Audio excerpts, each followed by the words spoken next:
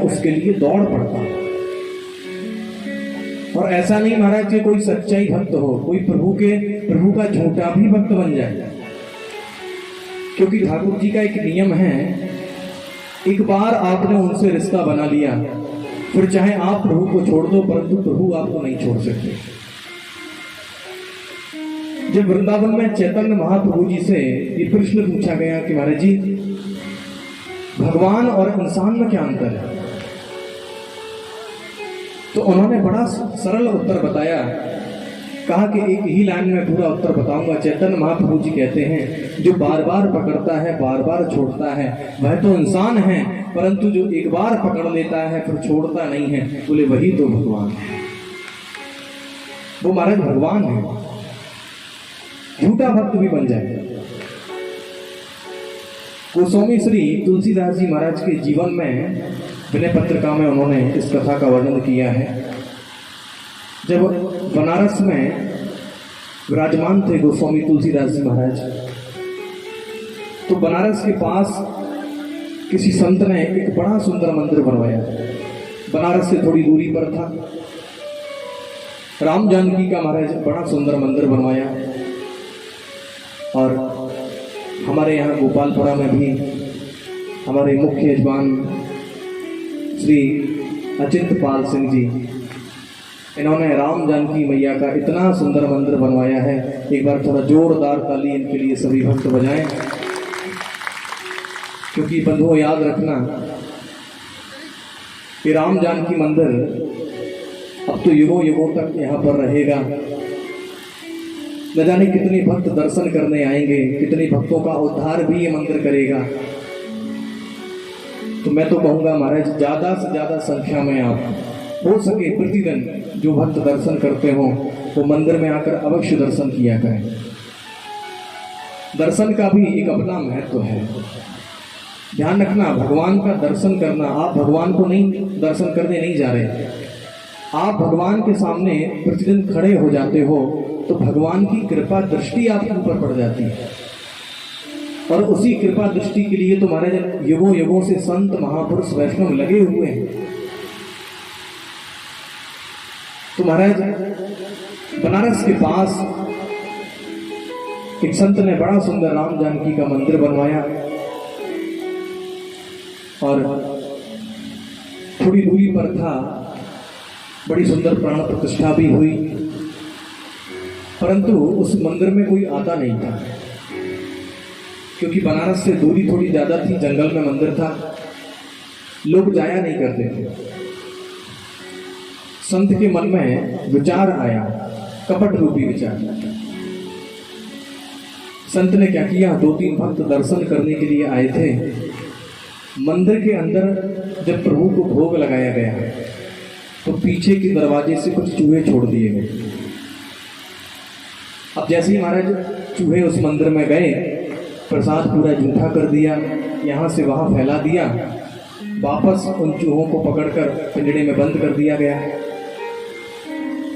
जैसे ही महाराज पट खुले तो भोजन यहाँ से वहाँ पड़ा था। तो संत ने कहा, बताओ, प्रभु ने आज भोग लगा दिया, कपट दिखा दिया। वहाँ पर जितने भी भक्त खड़े थे उन लोगों ने सामने साक्षात देखा कि भगवान ने भोग लगाया है। अब तुम्हारे चारों तरफ हल्ला मच गया कि भैया, जो उन संत ने मंदिर बनवाया है उनके ठाकुर जी तो भोग लगाते हैं। पहले तो एक भी भक्त नहीं आ रहे थे, अब लाइन लगी है। बनारस के राजा को जब इस बात का पता चला तो उन्होंने कहा, मैं भी दर्शन करने के लिए जाऊंगा। महाराज दर्शन करने के लिए राजा पधारे, परंतु राजा का जो मंत्री था थोड़ा चालाक था। राजा यहाँ पर दर्शन कर रहे थे और मंत्री पूरे मंदिर की परिक्रमा कर रहा था। मंत्री ने ये दृश्य आंखों से देख लिया, संत को चूहे छोड़ते और पकड़ते हुए देख लिया। अब तो महाराज मंत्री तुरंत आया, राजा के कान में इस बात को बताया है, राजा साहब ऐसे ऐसे ही संत कपट कर रहा है। राजा साहब बोले, कोई बात नहीं। मंत्री से खबर पहुंचा दी। पुजारी जी से जाकर कह दो कल जब हम दर्शन करने के लिए आएंगे तो हम गर्भगृह के अंदर खड़े होंगे और कल ठाकुर जी को भोग हमारे सामने लगाया जाएगा। जरा हम भी तो देखें ठाकुर जी प्रसाद पाते हैं या नहीं पाते। मंत्री ने जाकर पुजारी जी को बताया है। अब पुजारी जी महाराज घबरा गए कि अब तो कल राजा मृत्युदंड दे देगा, मार देगा। तुरंत महाराज भागे हैं। बनारस में 80 घाट पर श्री गोस्वामी तुलसीदास जी महाराज बैठे बैठे जप कर रहे थे। तुरंत महाराज शरण में गिरे, कहा कि बाबा ऐसी ऐसी बात है, मेरे ऊपर विपत्ति आ गई है, अब आप ही कुछ कर सकते। तुलसीदास जी महाराज बोले कि देखो आप संत हैं, आपको ऐसा नहीं करना चाहिए था। अरे अब मैं इसमें क्या कर सकता हूँ? यदि कल प्रभु भोग नहीं लगाएंगे तो राजा तुमको मृत्युदंड वैसे ही देगा, मेरे जाने से क्या फायदा? तुमने कपट किया है तो भुगतना तो पड़ेगा ही। परंतु वो संत बोले बाबा आप कुछ मत करना, आप बस मेरे साथ अंदर गर्भगृह में खड़े रहना। आप थोड़ा साथ में खड़े रहोगे तो मेरे अंदर हिम्मत आ जाएगी। तुलसीदास जी महाराज ने कहा ठीक है भैया, मैं कल समय से पहुंच जाऊंगा। दूसरा दिन हुआ, राजा साहब पधारे, तुलसीदास जी महाराज आए।